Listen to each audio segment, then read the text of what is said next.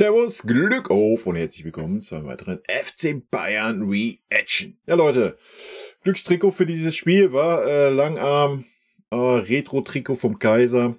In diesem Sinne, hohen Frieden nochmal. Leute, als erstes der Hinweis, bevor wir reingehen in die PK, scrollt mal unter das Video oder scrollt mal das Video runter, da findet ihr den Abonnieren-Button. Damit unterstützt ihr mich und diesen Kanal, wenn euch gefällt, was ihr hier seht. Und ihr verpasst auch kein Video mehr. Ist völlig kostenlos, also drückt drauf. In diesem Sinne, vielen lieben Dank. Und nun gehen wir mal rein in die PK zum Darmstadt-Spiel. Ja, grüß Gott. Gucken, womit uns der Tuchel heute wieder begeistert. Zusammen, der FC Bayern macht sich auf den Weg zum Spiel bei Darmstadt 98 morgen, ehe dann ja die letzte DFB-Pause nächste Woche eintritt und übernächste Woche auch noch ein paar Tage. Willkommen zur Medienrunde mit unserem Cheftrainer Thomas Tuchel und euch natürlich und allen, die uns sehen. Und erstmal wieder schön das Saskia-Wasser rein in die Birne. Also Tuchel, der wäre, glaube ich, der richtige Trainer auch für so einen persönlichen Wasser-Werbepartner, oder? Ich übrigens auch. Ich trinke auch nur Wasser. Also von daher. Hallo Thomas, apropos DFB, gestern Saskia, meldet euch, kein Problem, wa? war ja die Nominierung, einige natürlich vom FC Bayern dabei, ja. Pavlovic das erste Mal und Leon Goretzka nicht mit dabei. Wie bewertest du insgesamt auch diese Entscheidung? Und was soll er denn da bewerten als Vereinstrainer? Ist er Bundestrainer oder was? Wenn dem Nagelsmann die Goretzka-Leistungen in den letzten 1,5 Jahren zu schlecht waren, kann ich das vollkommen nachvollziehen. Nur weil Goretzka jetzt mal ein sehr, sehr gutes Spiel und davor 2 gute Spiele gemacht hat. Ja, es reicht halt nicht, um Nationalspieler zu sein.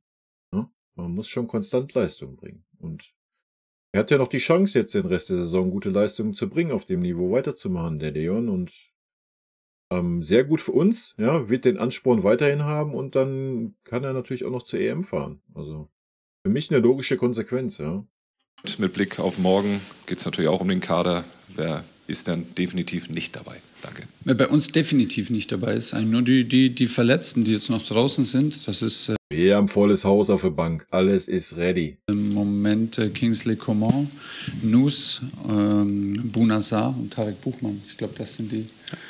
Und das betrifft dann natürlich so als wirklich enge Stammspieler eigentlich nur noch Nuss und Kingsley. Das merkt man unserem Training an. Ich glaube, wir hatten jetzt gegen Mainz zum ersten Mal die Situation, dass wir einen vollen Kader mit Lizenzspielern hatten in der ganzen Saison. Das ist natürlich auch deshalb steigt die Qualität im Spiel, auch deshalb steigt die Qualität im Training. Das merken wir jetzt gerade. Noch mehr Qualität im Training. Ist ja wild. Sehr deutlich und das wollen wir dann morgen wieder unter Beweis stellen. Die DFB-Entscheidungen, die haben wir zu akzeptieren. Das ist die Aufgabe von Julian als Bundestrainer zu nominieren. Genau. Und das hilft wenig, wenn da gibt es ja eine PK dann dazu gestern, da hilft es wenig, wenn ich auf der PK dann nochmal eine PK dazu mache. Das ist nicht unsere Aufgabe. Wir unterstützen unsere Spieler maximal, das tun wir immer, egal ob sie nominiert sind oder nicht. Das war jetzt natürlich eine sehr schnelle und auch ein Stück weit überraschende Nominierung für Pavlo. Aber das ist die Entscheidung und wir pushen unsere Spieler. Leon hat sich, der ist sehr enttäuscht und das ist eine sehr harte Entscheidung im Moment. Die Zeit wird immer knapper zur EM, aber auch ihn unterstützen wir und pushen wir. Er war zuletzt sehr gut. Ja, habe ich ja gerade schon was zu gesagt, da bleibe ich auch bei. Ne? Natürlich war er zuletzt sehr gut. Wenn er die Leistung bis zum Saisonende bringt, denke ich auch, dass er mit zur EM fährt. Ja, aber es ist auch mal ein Zeichen, dass halt die Leistungen, die man vorher gezeigt hat, nicht reichen. Ja? Und die haben nun mal nicht gereicht beim Goretzka. Punkt. Und hat sich jetzt dann, wir haben es natürlich ihm angemerkt, aber im Training haben wir es nicht gemerkt. Er hat sehr gut trainiert. Und Kader ist jetzt gerade beisammen und trainiert auf einem hohen Niveau und gehört Leon dazu. Und gehe ich jetzt fest davon aus, dass er morgen spielt und auch wieder gut spielt. Dankeschön. Dann hier Marc Gabel für RTL. Grüß dich, Herr Tuchel. Manuel Neuer ist Papa geworden. Ja. Jetzt könnte man ja meinen, irgendwie, jetzt kriegt er mal eine Pause irgendwie, oder ist das genau das Gegenteil der Fall? Beflügelt ihn das derart? Das Gegenteil, der hatte schon 2 Tage Pause, das muss reichen. Und kommt heute zurück, steht morgen im Tor, ist doch klar. Beflügelt als Papa. sehr gut. Mama geht's, also ich habe gehört, dass der Mama gut geht und dem Kind gut geht. Also geht es dem Papa erst recht gut. Ja, also alles ist gut. Glückwunsch an Manu, wa? Und der Manu kommt nachher und will mit und soll mit und spielt. Nebendran Stefan Kumberger für Sport 1. Grüß Herr Tuchel, Innenverteidiger-Pärchen, bleibt's bei Eric Dyer und Ja, na klar, frag doch nicht so eine dumme Frage, Junge. Matthias de Ligt, also egal, ob Sie jetzt Ja oder Nein sagen, was macht die beiden denn so stark derzeit? Sie gewinnen Spiele, sie funktionieren. Ja, warum hast du sie dann vor Leverkusen ausgetauscht? Das berechtigt, alleine weiterzuspielen, weil natürlich die Innenverteidiger, wir hatten jetzt keine englischen Wochen, wir haben jetzt keine Überbelastung. Die beiden funktionieren gut miteinander und funktionieren mit den Außenverteidigern, mit den Sechsern. Deshalb gibt es jetzt. Genau, das ist halt das Wichtige, ne? Auch. Das ist ja auch, was ich gesagt habe. Sie funktionieren halt auch sehr gut im Zusammenspiel mit dem Goretzka und auch mit dem Pavlovic. Ja? Das ist halt ein Riesenunterschied dann zu dem, ob ein Kimmich da gespielt hat. Ja? Nochmal. Oder wieder. Wenn Kimmich da spielt, sind oft bestimmte Räume nicht besetzt, wodurch die Innenverteidiger rausrücken müssen. Dadurch wird dann der Raum in der Innenverteidigung frei und das ist ein Rattenschwanz. Ja? Also von daher sieht das gerade halt alles einfach auch ein bisschen stabiler aus. Und die beiden strahlen halt einfach eine Menge mehr Ruhe aus, wie so ein Min-Jae und Opa fühlt. Ja. Wenig Grund zu wechseln. Es gibt natürlich immer Grund zu wechseln, wenn man isoliert die Qualität von Min-Jae und Opa betrachtet. Und sie sieht, wie sie gespielt haben schon für uns und wie sie natürlich trainieren. Und trotzdem, sind die Chancen gut, dass die beiden wieder beginnen, weil sie es jetzt zuletzt gut gemacht haben und wir haben wichtige Spiele gewonnen. Dann Seitenwechsel Vincent Schirpke für TZ München. Hallo Herr Tuchel, wir haben gerade schon ganz kurz über die Nominierung gesprochen, darum soll es jetzt gar nicht gehen, aber Julian Nagelsmann hat viele Entscheidungen mit Daten und Statistiken begründet. Mal eine Frage an Sie als Trainer. Wie wichtig ist für die Bewertung von Spielern für Sie solche Statistiken und Daten oder hören Sie da mehr auf Ihr Bauchgefühl oder Eindrücke aus Spielen, Training? Beides. Also wir benutzen auch Daten und Statistiken, um unser Gefühl abzugleichen, um uns auch selber zu hinterfragen, weil du natürlich auch falsch liegen kannst, weil das natürlich auch in der Beurteilung auch immer sein kann, Beurteilungsfehler, klassische Beurteilung, dass du das sehen willst, siehst, was du sehen möchtest. Ja, davon hat der Tuchel jetzt einige gemacht, ne? Zumindest wo er noch fest angestellt war. Seitdem er entlassen ist das, vielleicht holt er da die Statistiken mehr rein. Ich habe keine Ahnung. Oder lässt die Statistiken mehr weg? Ich weiß es nicht. Das kennen wir ja, glaube ich, alle. Das geht uns auch so. Aber in der Bewertung, deshalb prüfen wir uns eigentlich selber ab. Aber wir machen keine isolierte Bewertung nur anhand von Daten. Ja, das macht auch keinen Sinn. Also, bestes Beispiel ist ja manche Kommentare, die da irgendwelche Statistiken rauskramen oder such dir irgendwelche Statistiken zum Kimmich raus, wo er auf der 6 gespielt hat. Da kann er noch so tolle Passquote haben und so eine tolle Zweikampfquote. Was bringt das alles, wenn man dann vorm eigenen 16er den Zweikampf verliert oder bei Gegenstößen nicht auf der Position ist, wo man sein muss? Ja, dann bringen dir auch die super Statistiken nichts, dann hast du einfach ein scheiß Spiel gemacht, weil du nicht anhand deiner Statistiken gemessen wirst, sondern anhand der Position. Und wenn du nicht in diesen Räumen dann bist. So, nur ein Beispiel, ja, das können wir natürlich auch auf den Leon münzen oder auf jeden anderen Spieler auf dem Feld. Deswegen, so Statistiken ist immer nett, natürlich, ja, gerade wenn es eine gute Zweikampfquote ist, sagt das schon immer ein bisschen was aus, aber nochmal, was bringt dir auch sag mal, du hast 90% Zweikampfquote, gewinnst also 9 von 10, aber den einen, den du verlierst, ist hinten im 16er und dadurch entsteht ein Tor. So, dann kannst du dir auf deine gesamte Zweikampfquote, kannst du auch nichts verkaufen, ne? Die Gefahr bei Daten deshalb besteht dann halt auch, dass wenn sie dem entsprechen, was dein Gefühl ist, dann vertraust du ihnen von Haus aus mehr. Wenn sie plötzlich was ganz anderes sagen, ist es manchmal auch schwer, sich darauf einzulassen, weil das ja dich dann selber auch ins Zweifeln bringt oder dich selber hinterfragt. Aber wir sind lang genug dabei. Die Datenflut ist enorm. Wir haben, glaube ich, jetzt ein ganz gutes System entwickelt, auch nicht zu viel an Daten zu wechseln, sondern bei Daten dann auch zu bleiben, die für uns relevant sind und die wir dann auch teilweise dann übersetzen und an die Spieler in unserer Sprache weitergeben. Aber wir machen das schon. Aber man darf nicht unterschätzen, dass auch der Faktor Erfahrung und dann in der Folge der Erfahrung auch Intuition wird immer dazugehören und ein Gefühl für Verbindungen, ein Gefühl für eine Mannschaft, ein Gefühl für eine. Stimme ich ihm 100% zu, ne? Das ist ja das, was wir Tuchel auch vorgeworfen haben die ganze Zeit, dass er das halt irgendwie nicht hatte. Jetzt auf einmal hat er es ja, aber da hat er es halt nicht gehabt. Ja, da hat er immer stur an seinen Minjay und Upa festgehalten und Kimmich auf der 6 und so weiter. Und jetzt auf einmal ist das Gespür anscheinend da. Also.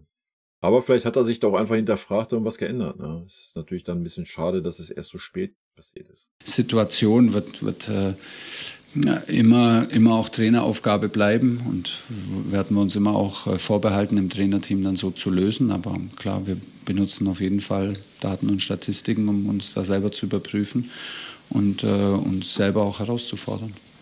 Nächster ist Michael Schröer von der Bild-Zeitung. Hallo Herr Tuchel, Sie haben gerade die mittlerweile deutlich entspanntere Verletzten-Situation angesprochen. Haben Sie Sorge, dass es nach der Länderspielpause wieder anders aussehen könnte? Sind ja schon einige Spieler unterwegs. Ja, ich habe immer Sorge bei jeder Länderspielpause. Die größte Sorge ist natürlich die Verletzungssituation. Jetzt sind wir gerade. Ja, da wird auch Zeit, dass da endlich mal eine Reform kommt. Ja, das wird Zeit, dass da endlich mal eine Reform kommt mit diesen scheiß Länderspielen mitten in der Saison, Alter. Das ist so zum Kotzen, ne? Gerade wenn du so ein Club bist, der oder es ist egal, welcher Club du bist, selbst wenn du um Abstieg spielst und hast irgendwelche Nationalspieler in sogenannten B-Ländern vom Leistungsvermögen her, auch da, wenn du da verletzte Spieler hast, kann dich das halt einen Abstieg kosten, ja, wenn es wichtige Spieler sind. Also das wird Zeit, dass das reformiert wird. Ja, mach so eine Länderspielphase von nach der Saison, vor der Saison, wie auch immer, ja. Wo du dann ein paar Wochen Länderspiele hast und gut ist. Ja, das macht viel, viel mehr Sinn, als immer mitten in der Saison die ganzen Wettbewerbe zu unterbrechen, damit da irgendwie 2 Länderspiele zwischengequetscht werden, damit die Scheißverbände Kohle verdienen. Also, das ist zum Kotzen, Alter. Ja, das muss reformiert werden. Das ist in meinen Augen einfach nicht mehr zeitgemäß. Ja. Ja, meine Meinung. Gerade zum ersten Mal, glaube ich, in zwei Wochen in der Saison mit 19, 20 Spielern auf dem Platz. Und zwar, also ja, bei allem Respekt, also nicht mit Jugendspielern und nicht mit Spielern vom Campus, sondern tatsächlich mit. Ja, das mag er nicht, ne? Ist die Qualität nicht so hoch im Training.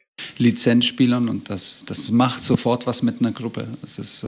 Aber wenn man die Jugendspieler und die vom Campus vielleicht mal in den Konkurrenzkampf gestellt hätte und sie nicht nur als Auffüller genutzt hätte, ne, mal gesagt hätte, wenn ihr hier gut performt, dann habt ihr auch die Chance zu spielen und das auch mal den Spielern, die Erfahrenen sind, das so klar kommuniziert hätte, ja, dass es trotzdem hier um Positionskämpfe geht, dann wäre die Qualität oder der Konkurrenzkampf halt im Training auch schon da gewesen, obwohl wir viele Verletzte hatten. Ne? Aber wenn man das dann so kommuniziert, auch die sind nur hier, damit wir, was weiß ich, 11 gegen 11 spielen können, ja, dann ist das klar. Das ist so ganz klar. Und ja, diese Länderspielpause da im März, die ist nicht ohne, die unterbricht eigentlich so, vor allem natürlich in Deutschland, wo du auch noch eine Winterpause hast, unterbricht die eigentlich wieder deinen Rhythmus, den du gerade gefunden hast. Ja.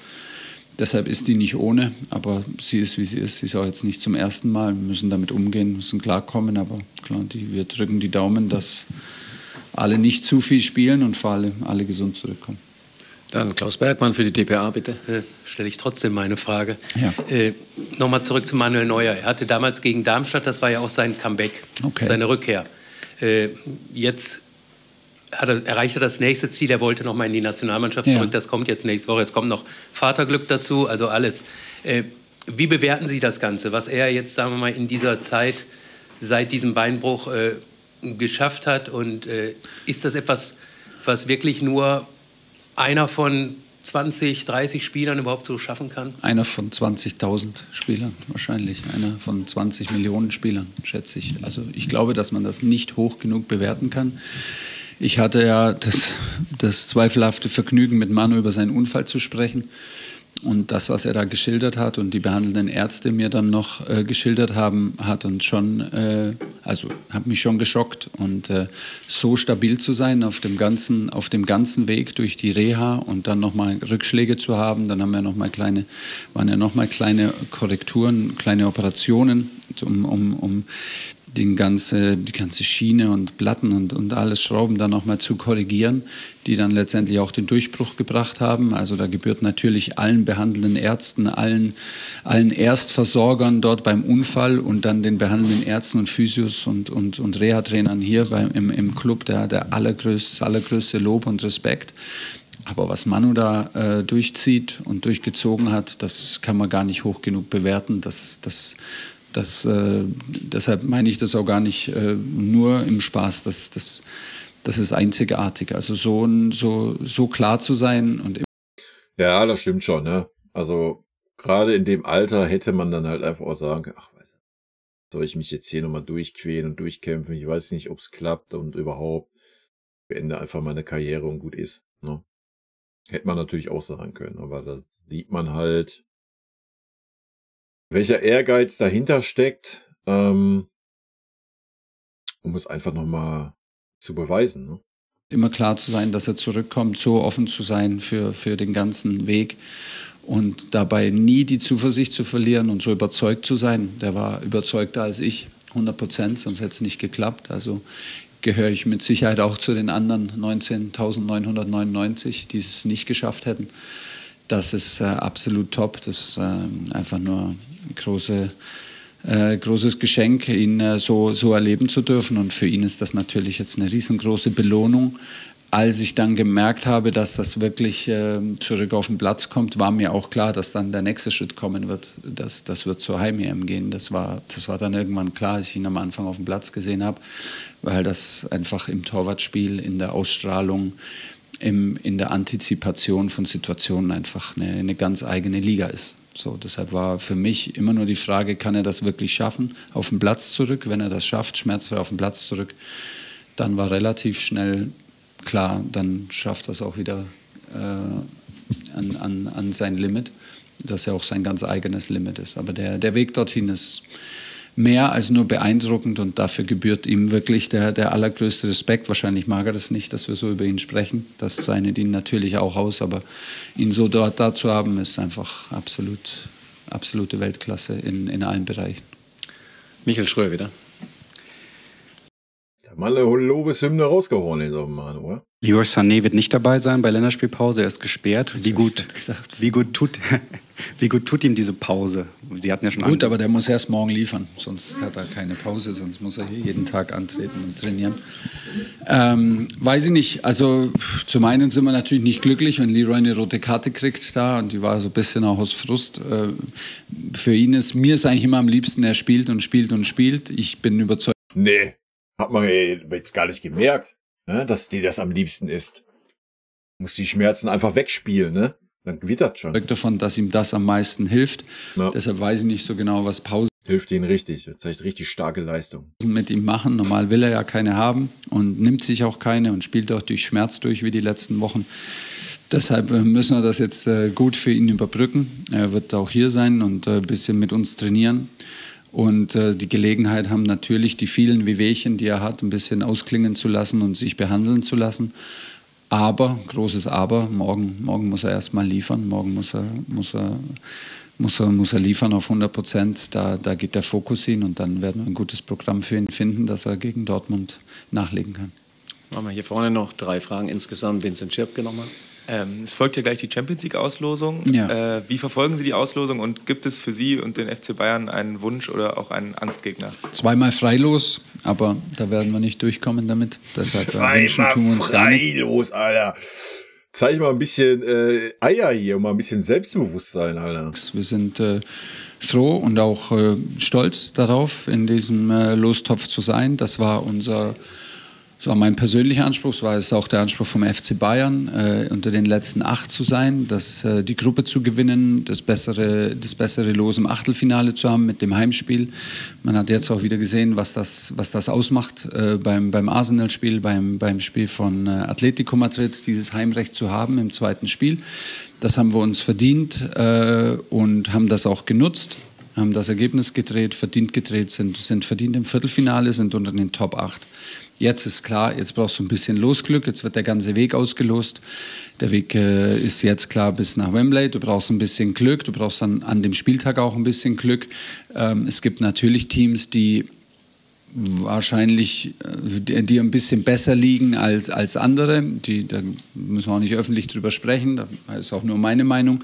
Dann klar, wenn du dann ab sofort ist alles möglich, ist doch klar. Das Ziel ist für jeden einzelnen Club im Viertelfinale das Gleiche. Alle wollen nach Wembley. Wir werden das jetzt zusammen schauen gleich.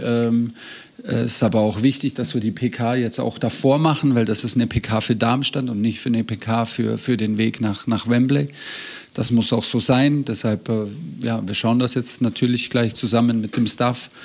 Da werden die Fernseher an sein. Jeder ist heiß darauf. Und dann müssen wir trotzdem um 2 Uhr klar sein, dass Besprechung nicht für irgendein internationales Spiel ist, sondern Besprechung ist für Darmstadt und wir müssen morgen liefern, um weiter dran zu bleiben, um unseren eigenen Ansprüchen gerecht zu werden. Um auch den Rhythmus zu behalten, um dann in der Champions League richtig zu performen, ne? Eine letzte Bitte, Stefan Kumberger. Stichwort Darmstadt, wenn Sie jetzt um 14 Uhr die Mannschaftssitzung haben, was können Sie der Mannschaft da mitgeben? Also es ist ja so ein klassisches Spiel, wo man sagen könnte, dass die Bayern stolpern, weil man kommt aus einer ganz anderen Richtung, man kommt aus der Höhe und Darmstadt hat nichts zu verlieren, Heimspiel. Die Ausgangslage ist klar, aber wir werden nicht stolpern morgen. Aber die Ausgangslage ist klar, wir haben alles zu verlieren, Darmstadt hat alles zu gewinnen, nicht zu verlieren, das ist klar. Aber das ist die Aufgabe und das machen wir nicht zum ersten Mal und das ist die klare Ansage, wird das auch sein an die Mannschaft, das weiß sie auch schon. Sie hat auch komplett so trainiert, wie ich am Anfang gesagt habe. Das liegt natürlich auch daran, dass die Konkurrenzsituation zunimmt und dass jeder spielen möchte und dass jeder am Ende der Saison natürlich auch individuelle Ziele hat, nicht nur im Verein zu spielen, aber auch Champions League zu spielen, Nationalmannschaft eingeladen zu werden. Das ist ganz natürlich, dass da so der Druck und der Zug einfach auch wieder ganz, ganz natürlich zunimmt. Das spüren wir. Aber ich bin überzeugt davon, dass wir mit der richtigen Einstellung morgen in dieses Spiel gehen. Darmstadt hat zuletzt gegen Leipzig verloren, aber hatte auf dem Weg in dem Spiel viele, viele Möglichkeiten. Also wir werden wie immer das vorbereiten. Alles gut, wenn Darmstadt so spielen sollte, wie sie im Hinspiel gespielt haben, wenn sie in der Linie treu bleiben, dann schenken wir denen morgen 5 ein und gut ist. Ja, wenn die sich hinten reinstellen, kann es natürlich ein bisschen anders aussehen, aber wäre das auch mal gut zu sehen, ob wir da vielleicht ein bisschen weiter schon sind, ja, wenn sich ein Gegner hinten zurückzieht. Mal sehen. In einer Offensivsitzung, in einer Defensivsitzung. Und wir werden ganz klar darauf drängen und auch den Anspruch an uns haben, das mit der einzig richtigen Herangehensweise zu absolvieren. Und das bedeutet voll. Wir müssen alles geben. Wenn wir das Trikot anziehen am Spieltag, dann gibt es nur 100%. Es gibt nur vollen Fokus. Und es gibt nur ein Ziel, das Spiel zu gewinnen. Das ist ganz klar. Danke, Coach. Danke. Sollte klar sein und sollte normal sein. Ne? Guck mal, das reimt sich sogar. Ja, PK war ganz okay, denke ich. Mal nicht ganz so hohle Fragen wie sonst immer. Ja, wie ich schon sagte, ich erwarte morgen 15-0-Sieg. Ich erwarte, dass wir die Leistung bestätigen, die wir die letzten Spiele gezeigt haben. Und da bin ich guter Dinge. In diesem Sinne, Leute, schönen Start ins Wochenende, rot-weiße Grüße. Auf ein schönes Spiel morgen und natürlich wie immer an dieser Stelle vielen lieben Dank für euren Support. Vielen lieben Dank, dass ihr euch das Video bis zum Ende angeschaut habt. Vielen lieben Dank für euren Support.